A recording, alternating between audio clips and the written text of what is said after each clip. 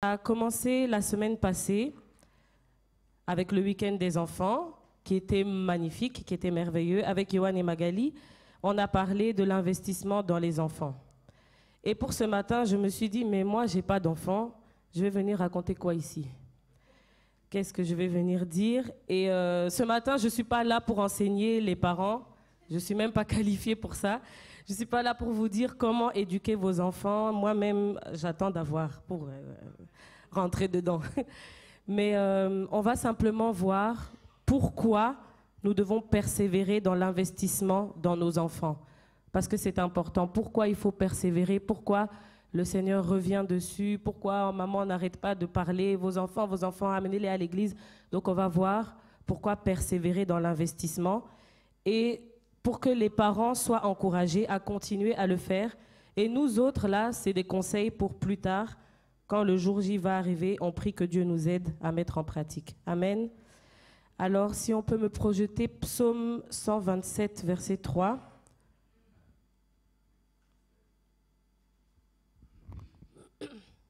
Qui dit « Voici des fils sont un héritage de l'Éternel. Le fruit des entrailles est une récompense. » Donc, les enfants, c'est vraiment une bénédiction. Et on a vu avec Yohan le dimanche passé que Dieu aime les enfants. Il a de la considération pour eux. Et il a même dit, je vais demander à quelqu'un de citer le verset qu'on a cité lors du week-end des enfants. C'était même Papa Charles qui l'avait cité. Si quelqu'un se rappelle. Non, aujourd'hui, je laisse Papa Charles. Oui. Amen. C'était « Laissez venir à moi les petits-enfants et ne les en empêchez pas, car le royaume de Dieu est pour ceux qui les ressemblent. » Amen. Donc Dieu aime nos enfants. Il les aime plus que nous-mêmes. Nous-mêmes, on aime nos enfants, mais Dieu les aime plus que nous, on les aime. Et la Bible nous fournit plusieurs clés pour nous aider dans cette démarche d'investissement dans nos enfants. Donc pourquoi est-il important de persévérer dans l'investissement de nos enfants? Premier point, c'est que car ça payera sur le long terme. Ce qu'on investit aujourd'hui, tous les efforts que vous êtes en train de fournir aujourd'hui, sur le long terme, ça va payer. Et si on peut projeter Proverbes chapitre 22, verset 6.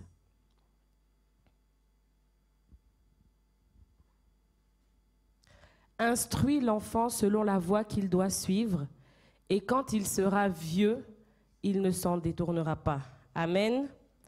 Et la version Parole de vie dit « Donne à un enfant de bonnes habitudes dès ses premières années, il les gardera même dans sa vieillesse. » Donc, il y a la voie qu'ils doivent suivre et il y a d'autres voies qu'ils ne doivent pas suivre. Et si on ne leur enseigne pas la bonne voie, probablement qu'ils vont prendre les autres chemins qu'ils ne doivent pas suivre et ces chemins ne sont pas bons pour eux. Donc, que Dieu nous aide à enseigner à nos enfants la parole de Dieu.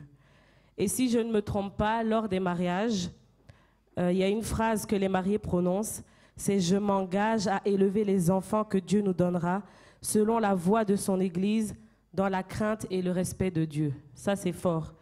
Et donc, c'est un engagement que nous prenons pour nos enfants parce que ça va payer plus tard. Et Yohan, Papa Jean, nous a rappelé que l'écodim n'est qu'une heure par semaine, une fois par semaine. Et c'est pareil pour les adolescents. Là, en ce moment, ils sont en train de faire leur culte. C'est 1 heure par semaine et eux, ils ont en plus le mardi un appel téléphonique. Mais c'est tout. Et ce n'est pas assez pour enseigner nos enfants. Donc le Seigneur veut vraiment nous encourager à enseigner nos enfants. Et 2 Timothée chapitre 3 verset 16. 2 Timothée chapitre 3 verset 16 nous dit que toute écriture est inspirée de Dieu et utile pour enseigner, pour convaincre, pour corriger, pour instruire dans la justice. Amen. Donc la parole de Dieu est vraiment là pour enseigner, pour convaincre, pour corriger. Maman, elle disait que quand elle était petite, s'ils faisaient des bêtises, leur papa les frappe bien d'abord. Et après, il leur dit ce que la parole de Dieu dit. La parole de Dieu dit, il faut corriger les enfants. Tu comprends pourquoi je t'ai tapé? Oui. Tu comprends que tu as fait une bêtise? Oui. OK. Donc, c'est rentré dans leur tête. Et donc, la parole de Dieu est là pour nous aider à enseigner nos enfants, à les convaincre, à les corriger. Et il y a plein de choses qu'on peut faire. Il y a les cultes familiaux qui sont des bonnes choses à faire de manière ludique, intéressante, adaptée selon l'âge. Je me rappelle que quand on était petit, c'était chouette parce qu'on avait une Bible pour enfants et avec des images, les histoires de la Bible. Et tous les soirs, on la lisait avec les parents.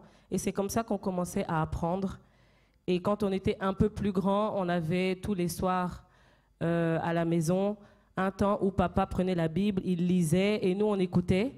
Et à la fin, il posait des questions. Celui qui a la bonne réponse a un petit cadeau. Et ça a fait que même les amis païens venaient à la maison parce qu'ils savaient qu'il y avait un petit cadeau. Mais ils ont entendu la parole et nous prions que ça porte du fruit dans leur vie. Amen. Donc, c'est des petites choses comme ça qui aident et qui vont payer plus tard. Il y a aussi l'école de dimanche, le culte des ados qui sont là pour appuyer, pour enseigner aux enfants les vérités bibliques. Et ça va les préserver de beaucoup de choses et ça va les aider à devenir sages. Amen. Et 2 Timothée 3,15 dit « Dès ton enfance, tu connais les saintes lettres qui peuvent te rendre sage à salut par la foi en Jésus-Christ. » Et Deutéronome chapitre 6, verset 7 dit aussi « Tu les inculqueras à tes enfants et tu en parleras quand tu seras dans ta maison, quand tu iras en voyage, quand tu te coucheras et quand tu te lèveras. » Donc c'est en tout temps, à tout moment, enseigner nos enfants, ça va les aider pour plus tard. Et parfois, nos enfants comprennent même mieux que nous, les adultes, les choses de Dieu. Parfois, c'est eux qui vont bien comprendre la notion de pardon, la notion de salut. Quand nous, les adultes, là, on ne comprend pas, eux, ils comprennent. Et donc, ça vaut la peine d'investir en eux. Et d'après le proverbe qu'on a lu tout à l'heure, un enfant bien éduqué dans la voie qu'il doit suivre continuera à suivre cette voie, même lorsqu'il sera vieux. Donc ça va le suivre, même quand il sera vieux, ça va revenir. Parfois, on revoit les images de maman qui crie, qui parle, nanana. Ça reste dans la tête. Et au bon moment, ça se manifeste pour nous aider. Amen. Alors ce matin, soyons encouragés à continuer et à persévérer dans l'enseignement, car ça va payer sur le long terme. Et nous qui n'avons pas encore d'enfants, on peut déjà prier pour ceux qui ont des enfants, on peut aider à l'école de dimanche, on peut faire ce qu'on peut pour investir dans les enfants des autres, parce que ça va payer plus tard. Amen. Donc ça, c'était le premier point. Pourquoi il faut persévérer? Parce que plus tard, vous allez récolter les fruits. Plus tard, ça va payer. Et deuxièmement, c'est parce que le monde est rempli de ténèbres. Je ne vous apprends rien du tout. Il y a les ténèbres partout. Partout, c'est les ténèbres. On sort Dieu de nos écoles. Il n'y a plus vraiment de cours de religion. On le rejette de nos institutions. Ils mettent en place des lois iniques, des lois vraiment qui sont contre la parole de Dieu, contre nature. Et le mal s'accroît de plus en plus. Il y a certains qui ont même peur d'avoir des enfants quand ils voient le monde, comment le monde est en train de devenir. J'entends plein de personnes qui disent « Ah non, moi je ne veux pas d'enfants. Quand je vois le monde, non, je ne veux pas leur offrir ce monde-là. » Donc, ça peut faire peur. Il y a trop d'influences négatives. Le mal est devenu bien, le bien est devenu mal. Et la jeunesse est vraiment une cible de l'ennemi. L'ennemi est vraiment trop rusé. Il use de stratégies pour les atteindre. Donc aujourd'hui, il y a les réseaux sociaux. C'est une très bonne chose, comme par exemple là, le culte est en ligne sur notre page Facebook, YouTube. Mais en même temps, c'est une arme puissante que l'ennemi utilise pour atteindre les jeunes. On n'a pas idée de ce qui se passe sur les réseaux sociaux. Il y a vraiment des challenges démoniaques. Il y a toutes sortes de choses qui circulent. Parfois, tu es là, c'est la chose qui vient à toi. C'est même pas toi qui vas chercher. Donc, le diable est vraiment rusé et le monde est rempli de ténèbres. Il y a les enseignements anti-bibliques à l'école. Déjà, dès la maternelle, on veut commencer à leur apprendre des choses bizarres, des choses qu'ils n'ont même pas besoin de savoir, qu'ils n'ont pas besoin d'entendre. Et il y a aussi l'influence négative des amis. Donc, il y a tellement de choses. Le monde est tellement rempli de ténèbres que la deuxième raison pour laquelle il faut persévérer dans l'enseignement de nos enfants, c'est que le monde est rempli de ténèbres. Amen. Et Ésaïe 60, verset 2, merci, dit « Voici les ténèbres couvrent la terre ». Donc il y a vraiment les ténèbres sur la terre et l'obscurité les peuples. Mais sur toi, l'Éternel se lève, sur toi sa gloire apparaît. Amen. Donc il y a des ténèbres qui couvrent la terre. La Bible nous le dit clairement. Et dans Éphésiens 6, 12, c'est un verset qu'on connaît très bien. Éphésiens 6, 12 qui nous dit « Car nous n'avons pas à lutter contre la chair et le sang, mais contre les dominations, contre les autorités. » La suite. « Contre les princes de ce monde de ténèbres, contre les esprits méchants dans les lieux célestes. » Amen. Donc la Bible nous parle clairement, elle le dit clairement, il y a le monde des ténèbres. Il y a les esprits méchants. Le monde est rempli de ténèbres, d'esprits méchants dans les lieux célestes et ils nous combattent. Il y a un réel combat dans le monde spirituel. Et tout comme Dieu veut nos enfants, le diable, lui aussi, il veut nos enfants. Donc, le diable met tout en œuvre pour les distraire, pour les égarer avec des faux raisonnements. En ce moment-là, il y a un raisonnement qui fait fureur, c'est la déconstruction religieuse, revenir aux ancêtres. Et je comprends d'une part les Africains qui ont besoin de revenir aux sources, qui ont besoin de comprendre leur identité, de comprendre, mais il y a un amalgame qui se fait, on mélange tout. On rejette tout. Ah, Jésus, c'est le Dieu des Blancs, on le rejette. Donc il y a un courant de pensée qui est vraiment véhiculé pour égarer nos enfants. Et c'est réel. C'est vraiment réel. Il y a un chanteur brésilien que vous connaissez sûrement, je ne vais pas citer son nom, mais qui a commencé vraiment dans l'église. Je suis sûre que vous le connaissez. Il chantait, quand il chantait, on sentait vraiment la présence de Dieu. Mais aujourd'hui, il s'est détourné complètement. Il est devenu une femme. Il fait des chants qui ne sont plus à la gloire de Dieu. Donc le combat est vraiment réel. Et autant Dieu veut nos enfants pour son service, autant le diable se met en place pour les détruire, pour les détourner. Il n'a pas de pitié. Il ne se dit pas « Oh, c'est des enfants, je vais être un peu moins sévère. » Non, non, non, non, non. Lui, s'il peut tuer, il va tuer l'enfant. Il n'a pas de pitié. Amen. Donc, pourquoi persévérer dans leur investissement? C'est pour qu'ils vivent dans la crainte de Dieu et qu'ils résistent aux ruses du diable. Amen. C'est possible de vivre dans la crainte de Dieu, même en 2023. Avec tout ce qui se passe là, c'est quand même possible. C'est vrai que l'ennemi est vraiment présent et c'est vrai qu'il essaye tout, mais il y a aussi un vent de réveil que Dieu a soufflé dans la jeunesse. On a vu maman Mireille venir ici avec le collectif J'adore. Ce sont des jeunes, plus jeunes que moi, si pas plus jeunes que vous ou votre âge à peu près. Ce sont des jeunes qui sont remplis de l'Esprit de Dieu. Ils sont enracinés dans la parole de Dieu. Quand on suit leur programme, c'est vraiment extraordinaire. Ils ont prière tous les soirs à minuit, tous les matins à 6 heures. Ils ont des exhortations, et c'est vraiment des exhortations puissantes. Ils ont des enseignements sur la parole. Avant de les relâcher dans le ministère, maman Mireille a pris le soin de les enseigner. Enseignement, enseignement, enseignement, prière. Ils sont assidus dans la prière et on voit les fruits, on voit vraiment l'Esprit de Dieu se manifester. Donc, il y a le diable qui agit, mais Dieu aussi agit. Dieu aussi a envoyé son esprit sur toute chair. L'ennemi est là, oui. Il rôde comme un lion qui cherche qui dévorer. Mais nous, on a le lion de la tribu de Juda avec nous. Amen. Et celui qui est en nous est plus grand que celui qui est dans le monde. Alors, soyons encouragés à investir dans nos enfants, à prier pour eux, à prier avec eux, à méditer la parole de Dieu avec eux. Ça en vaut la peine, ça en vaut vraiment la peine.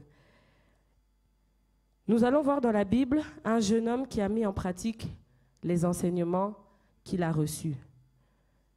C'est dans Daniel chapitre 1, tout le chapitre. Nous allons voir que c'est possible en tant que jeune de résister grâce à l'enseignement qu'on a reçu. Ce n'est pas en vain que vous vous fatiguez, ce n'est pas en vain que vous vous levez la nuit pour prier pour vos enfants, que vous vous mettez à genoux. Tous ces sacrifices-là, ce n'est pas en vain. Un jour, ça va payer. Même si l'enfant veut se détourner, un jour, lui-même va dire non, c'était mieux là-bas. C'était mieux là-bas. Et même si le diable vient pour l'arracher, vos prières vont le ramener sur le droit chemin. Et moi, je dis merci à Dieu pour maman qui a prié, qui nous punissait, qui interdisait, parce que sincèrement, si elle n'avait pas fait ça aujourd'hui, j'allais vraiment me perdre. Parce que j'étais trop influençable, je voulais suivre mes amis, mais en même temps, je savais, j'avais la parole de Dieu, j'avais l'enseignement reçu. Et à force d'avoir une maman qui te dit non, non, non, avoir les prières, finalement, tu reviens à la raison et tu comprends qu'elle avait raison. Tu comprends que ça ne servait même à rien, toutes ces choses-là. Ce que tu as à l'église, c'est plus bénéfique et ça va te suivre jusque dans l'éternité. Amen. Donc, on peut lire ensemble Daniel chapitre 1, tout le chapitre. La 3e année du règne de Joachim, roi de Juda, Nebuchadnezzar, roi de Babylone, marcha contre Jérusalem et l'assiégea. Le Seigneur livra entre ses mains Joachim, roi de Juda, et une partie des ustensiles de la maison de Dieu. Nebuchadnezzar emporta les ustensiles au pays de Shinéar, dans la maison de son Dieu. Il les mit dans la maison du trésor de son Dieu. Le roi donna l'ordre à Ashpenaz, chef de ses eunuques, d'amener quelques-uns des enfants d'Israël de race royale ou de famille noble, de jeunes garçons sans défaut corporel, beaux de figure, doués de sagesse, d'intelligence et d'instruction, capables de servir dans le palais du roi et à qui l'on enseignerait les lettres et la langue des Chaldéens. Le roi leur assigna pour chaque jour une portion des mains de sa table et du vin dont ils buvaient, voulant les élever pendant 3 années, au bout desquelles ils seraient au service du roi. Il y avait parmi eux, d'entre les enfants de Juda, Daniel, Hanania, Michaël et Azaria. Le chef des eunuques donna des noms à Daniel, celui de Belchatsar, à Anania, celui de Shadrach, à Michaël, celui de Meshach, et à Azaria, celui d'Abed-Nego. Daniel résolut de ne pas se souiller par les mets du roi et par le vin dont le roi buvait. Et il pria le chef des eunuques de ne pas l'obliger à se souiller. Dieu fit trouver à Daniel faveur et grâce devant le chef des eunuques. Le chef des eunuques dit à Daniel, « Je crains mon Seigneur le roi, qui a fixé ce que vous devez manger et boire. Car pourquoi verrait-il votre visage plus abattu que celui des jeunes gens de votre âge? Vous exposeriez ma tête auprès du roi. » Alors Daniel dit à l'intendant, à qui le chef des eunuques avait remis la surveillance de Daniel, de Hanania, de Michaël et de Azaria, « Éprouve tes serviteurs pendant 10 jours, et qu'on nous donne des légumes à manger et de l'eau à boire. » Suite notre visage et celui des jeunes gens qui mangent les mets du roi, et tu agiras avec tes serviteurs d'après ce que tu auras vu. Il leur accorda ce qu'ils demandaient, et il les éprouva pendant 10 jours. Au bout de 10 jours, ils avaient meilleur visage et plus d'embonpoint que tous les jeunes gens qui mangeaient les mets du roi. L'intendant emportait les mets et les vins qui leur étaient destinés, et il leur donnait des légumes. Dieu accorda à ces 4 jeunes gens de la science, de l'intelligence dans toutes les lettres et de la sagesse. Et Daniel expliquait toutes les visions et tous les songes. Au terme fixé par le roi pour qu'on les lui amenât, le chef des eunuques les présenta à Nebuchadnezzar. Le roi s'entretint avec eux, et parmi tous ces jeunes gens, il ne s'en trouva aucun comme Daniel, Hanania, Michaël et Azaria. Ils furent donc admis au service du roi. Sur tous les objets, la sagesse et de l'intelligence, et sur lesquels le roi les interrogeait, il les trouvait 10 fois supérieurs à tous les magiciens et astrologues qui étaient dans tout son royaume. Ainsi fut Daniel jusqu'à la première année du roi Cyrus. Amen. Amen, amen. Donc c'est une histoire que vous connaissez, bien évidemment, mais là nous voyons vraiment ce que l'enseignement, quand on garde l'enseignement reçu, les préceptes reçus, ce que ça donne dans la vie de quelqu'un. Donc ici, pour servir...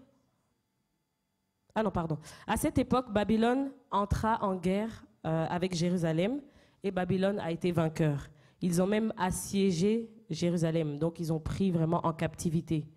Et le roi Nebuchadnezzar a emporté une partie des objets de la maison de Dieu et il les a mis dans la maison de son Dieu. À cette époque-là, ça voulait signifier, quand on prend les objets d'un Dieu et qu'on met dans la maison d'un autre Dieu, ça veut dire qu'on a supériorité sur eux, que notre Dieu est plus fort. Donc il a pris les objets de la maison de Dieu et il les a mis dans la maison de son Dieu. Mais plus tard, dans les versets, vous allez voir que le même roi-là, un jour, va dire « Non, non, non, votre Dieu, c'est le vrai Dieu ».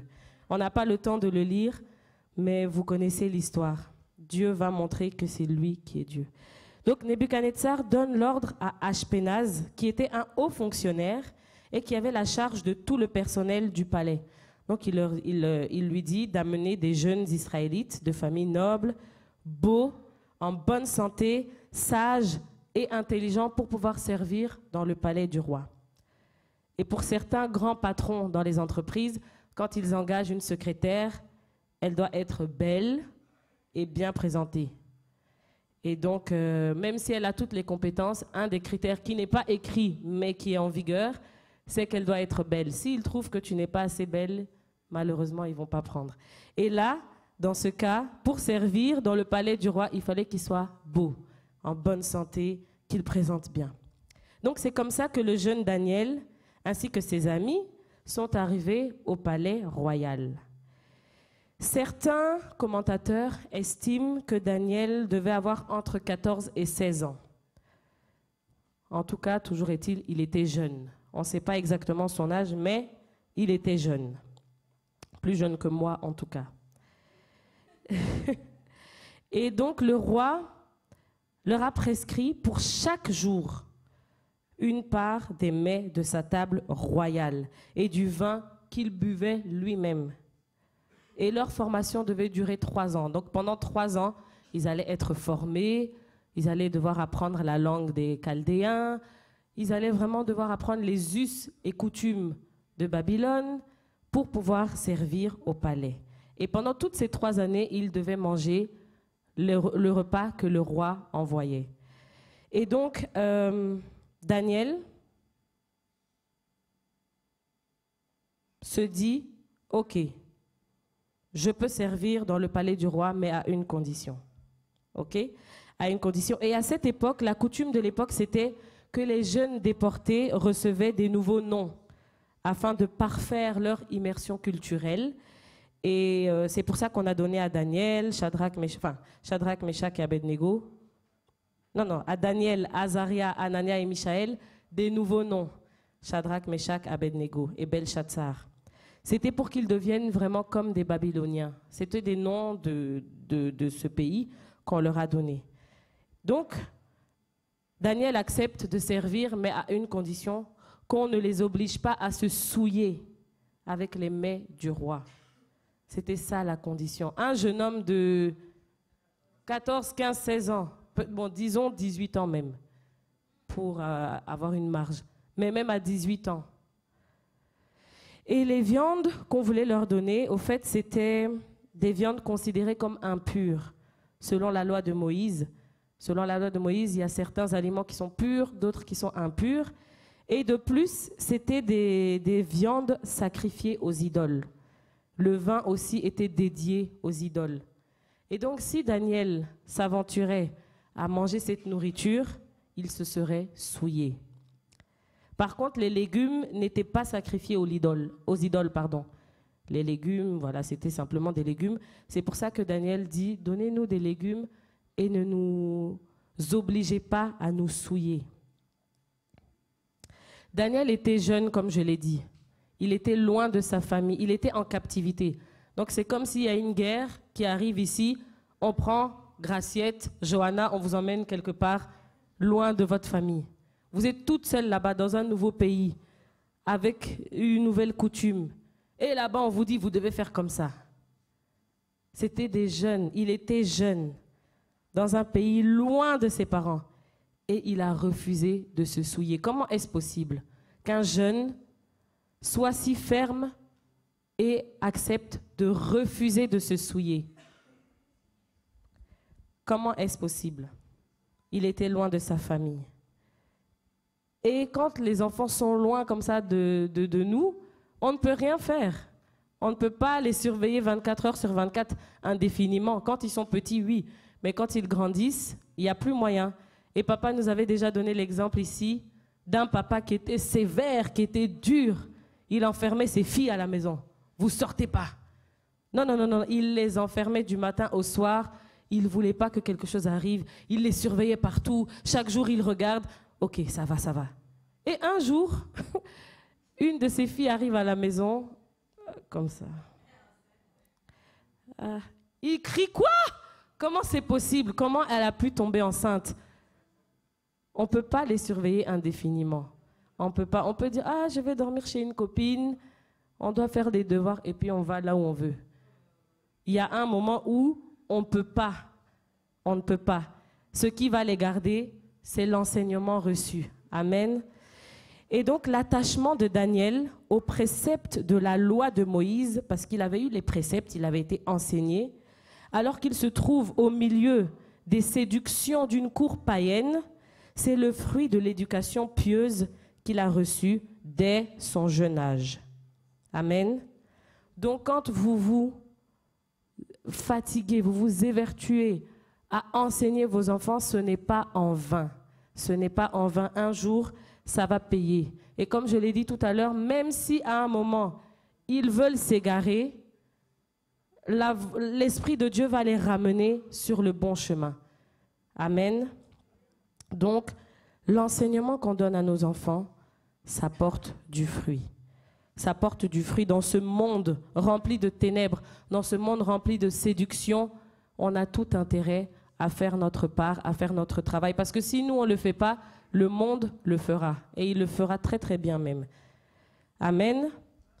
Et nous allons lire un passage où on va voir le cas inverse. Dans Proverbes chapitre 7, versets 1 à 27. C'est aussi peut-être une histoire que vous connaissez. Mais quand je l'ai lu, ça m'a frappé. J'ai dit, waouh, ok. Mon fils, retiens mes paroles et garde avec toi mes préceptes. Là, il donne des conseils. Observe mes préceptes et tu vivras. Garde mes enseignements comme la prunelle de tes yeux. Lis-les sur tes doigts. Écris-les sur la table de ton cœur. Dis à la sagesse, tu es ma sœur, et appelle l'intelligence ton amie, pour qu'elle te préserve de la femme étrangère. Garder tous les commandements, tous les enseignements, ça va nous préserver de bien de choses. Parce qu'on ne peut pas empêcher au diable d'essayer de nous séduire. On ne peut pas empêcher au mal de venir, mais on peut résister si on a les bons enseignements. Amen. Donc ça va préserver, pour qu'il te préserve de la femme étrangère, de l'étrangère qui emploie des paroles doucereuses. J'étais à la fenêtre de ma maison et je regardais à travers mon treillis. J'aperçus parmi les stupides je remarquai parmi les jeunes gens un garçon dépourvu de sens. Il passait dans la rue près de l'angle où se tenait une de ces étrangères et il se dirigeait lentement du côté de sa demeure. C'était au crépuscule, pendant la soirée, au milieu de la nuit et de l'obscurité. Et voici, il fut abordé par une femme ayant la mise d'une prostituée et la ruse dans le cœur. Elle était bruyante et rétive, ses pieds ne restaient point dans sa maison. Tantôt dans la rue, tantôt sur les places, et près de tous les angles, elle était aux aguets. Elle le saisit et l'embrassa, et d'un air effronté, lui dit « Je devais un sacrifice d'action de grâce. Aujourd'hui, j'ai accompli mes vœux. C'est pourquoi je suis sortie au-devant de toi pour te chercher et je t'ai trouvé. J'ai orné mon lit de couverture, de tapis de fil d'Égypte. J'ai parfumé ma couche de myrrhe, d'aloe et de cinnamome. Viens, enivrons-nous d'amour jusqu'au matin. Livrons-nous joyeusement à la volupté. Car mon mari n'est pas à la maison. Il est parti pour un voyage lointain. Il a pris avec lui le sac de l'argent. Il ne reviendra à la maison qu'à la nouvelle lune. Elle le séduisit à force de paroles. Elle l'entraîna par ses lèvres doucereuses. Il se mit tout à coup à la suivre, comme un bœuf qui va à la boucherie, comme un fou qu'on lie pour le châtier, jusqu'à ce qu'une flèche lui perce le foie, comme l'oiseau qui se précipite dans le filet, sans savoir que c'est au prix de sa vie. Et maintenant, mes fils, écoutez-moi et soyez attentifs aux paroles de ma bouche. Que ton cœur ne se détourne pas vers les voies d'une telle femme. Ne t'égare pas dans ses sentiers, car elle a fait tomber beaucoup de victimes, et ils sont nombreux, tous ceux qu'elle a tués. Sa maison, c'est le chemin du séjour des morts.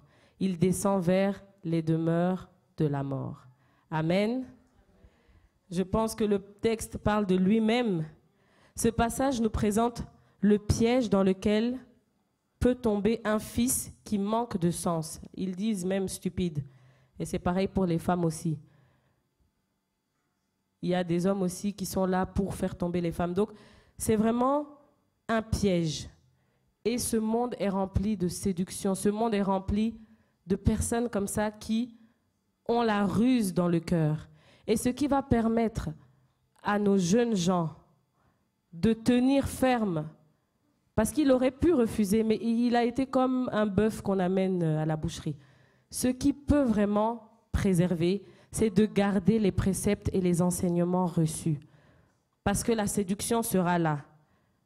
Et à l'école, vous ne savez pas ce qui se passe. Il y a tellement de choses. Déjà, de mon époque, il y avait tellement de choses. Mais aujourd'hui, c'est encore pire.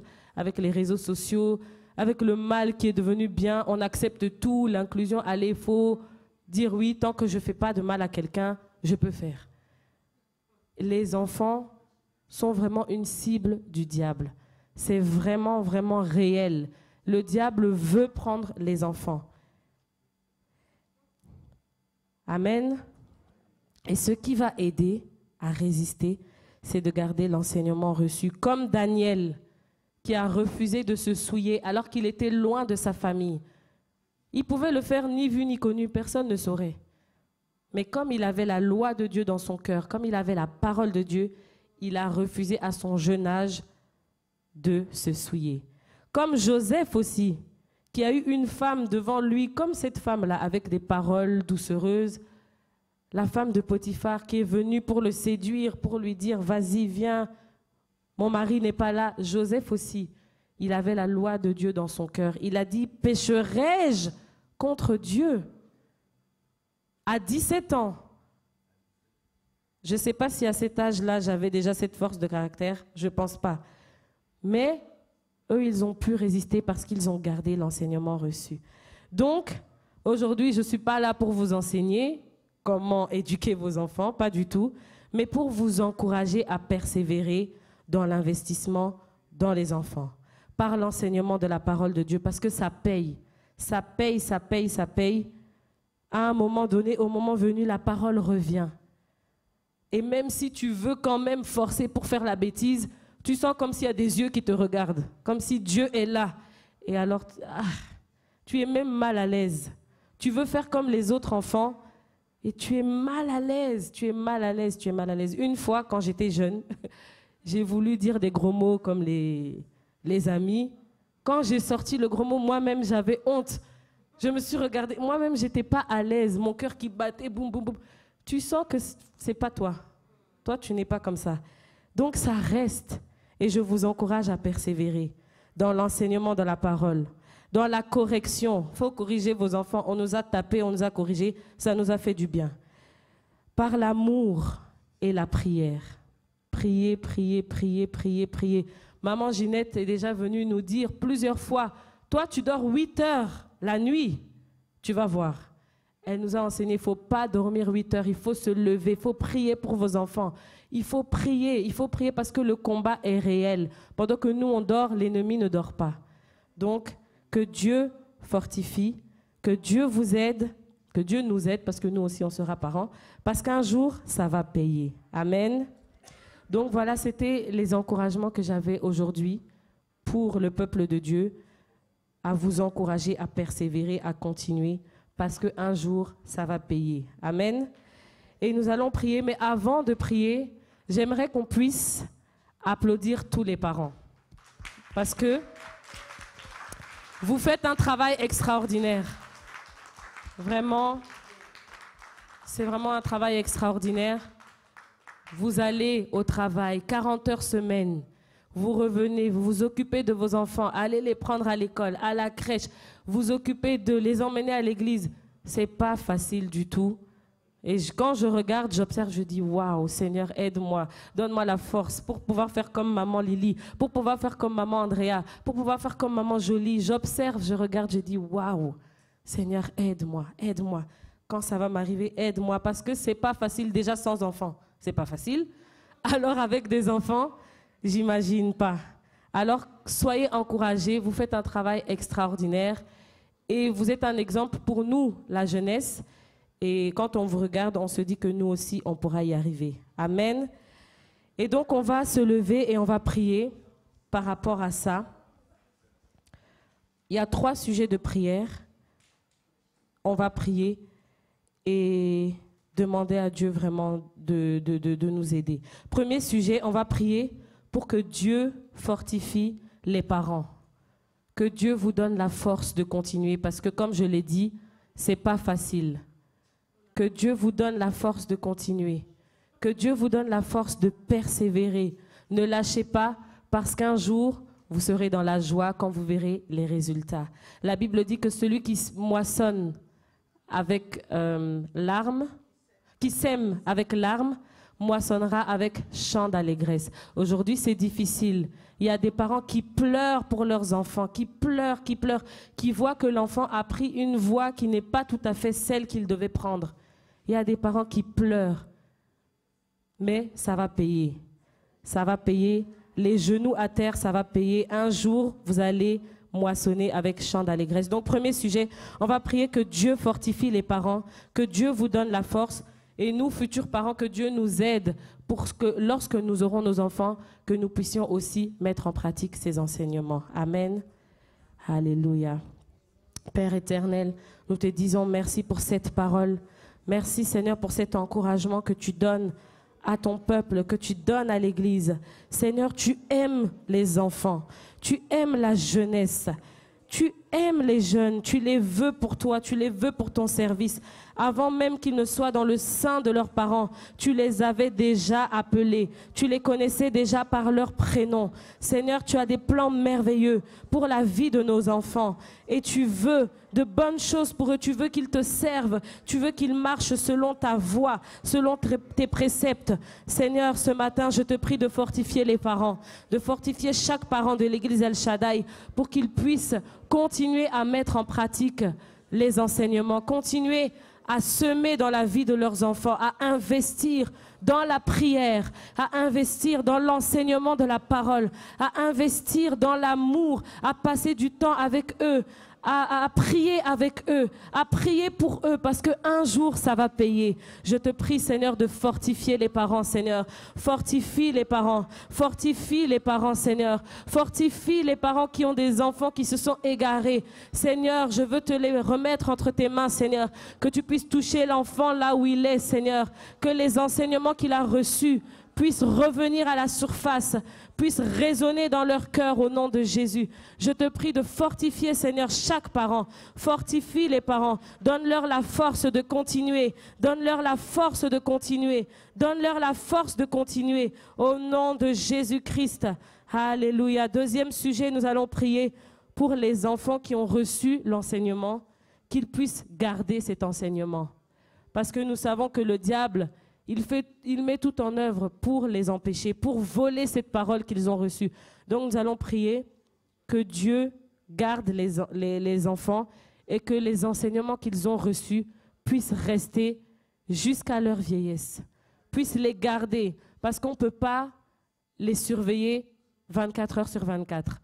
À un moment donné, ils vont aller à l'université, ils vont aller faire leur vie, là où ils sont, que l'Esprit de Dieu les accompagne et que l'enseignement qu'ils ont reçu puisse les aider à tenir face à la séduction de ce monde. Alors prions pour les enfants, que l'enseignement reçu puisse porter des fruits au nom de Jésus.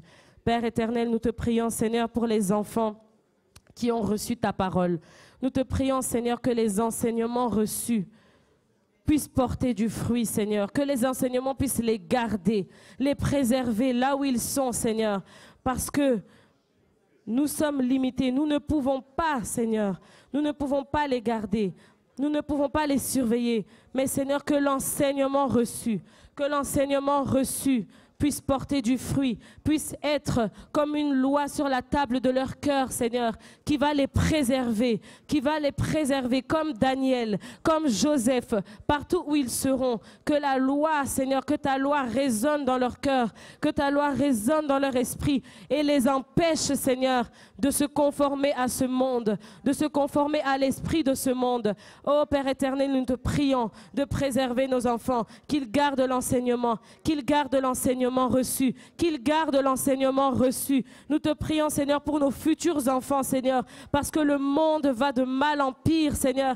Nous te prions déjà que ces enfants t'appartiennent, que ces enfants te soient consacrés, que ces enfants soient préservés contre l'esprit de ce monde, contre le courant de ce monde. Garde nos enfants, Seigneur, parce que c'est possible, c'est possible. Garde nos enfants, Seigneur, au nom de Jésus. Nous t'avons ainsi prié.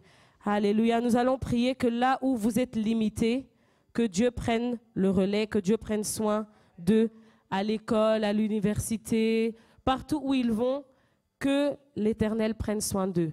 Parce que la Bible dit que si l'Éternel ne garde une ville, celui qui la garde, garde en vain. Si l'Éternel ne protège, celui qui protège, protège en vain.